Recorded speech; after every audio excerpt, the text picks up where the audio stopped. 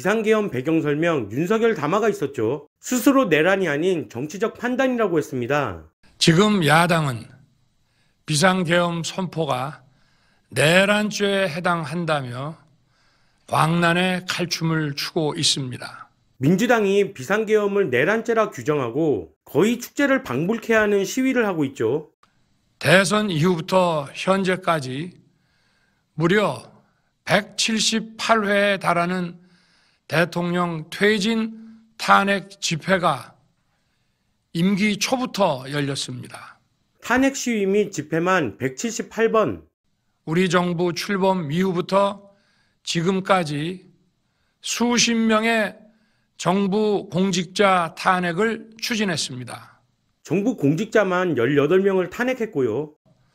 자신들의 비위를 조사한 감사원장과 감사원장 역시 탄핵되어 직무정지가 되었습니다. 이유는 태양광 비리에 대한 감사와 월성 원전 관련 감사가 그 이유였습니다. 검사들을 탄핵하고 판사들을 겁박하는 지경에 이르렀습니다. 이재명 방탄을 위한 판검사 탄핵도 줄곧 이어졌죠. 위헌적 특검 법안을 27번이나 발의하면서 정치 선동 공세를 가해왔습니다.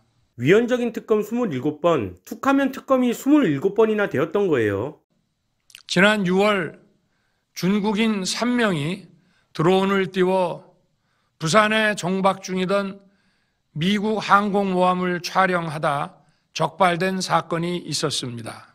중국인들의 미국 항공모함 드론 촬영과 40대 중국인이 드론으로 국정원을 촬영하다 붙잡혔습니다. 40대 중국인의 국정원 드론 촬영 역시 간첩의 소행이죠. 현행 법률로는 외국인의 간첩 행위를 간첩죄로 처벌할 길이 없습니다. 형법에 간첩죄 조항을 수정하려 하였지만 거대 야당이 완강히 가로막고 있습니다. 이와 같은 민주당의 간첩스러운 행보는 사실 한두 가지가 아닙니다. 지난 정권 당시 국정원의 대공수사권을 박탈한 것도 모자라서 대공수사권 박탈로 간첩수사 자체가 너무나 어려워졌으며 국가보안법 폐지도 시도하고 있습니다.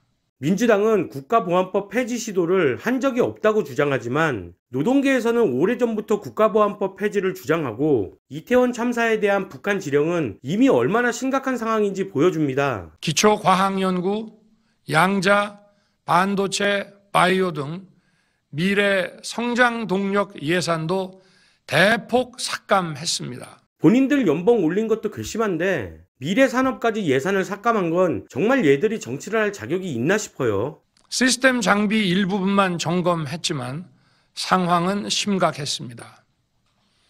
국정원 직원이 해커로서 해킹을 시도하자 얼마든지 데이터 조작이 가능하였고 방화벽도 사실상 없는 것이나 마찬가지였습니다.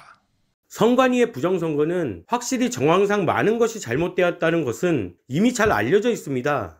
시스템 보안관리 회사도 아주 작은 규모의 전문성이 매우 부족한 회사였습니다.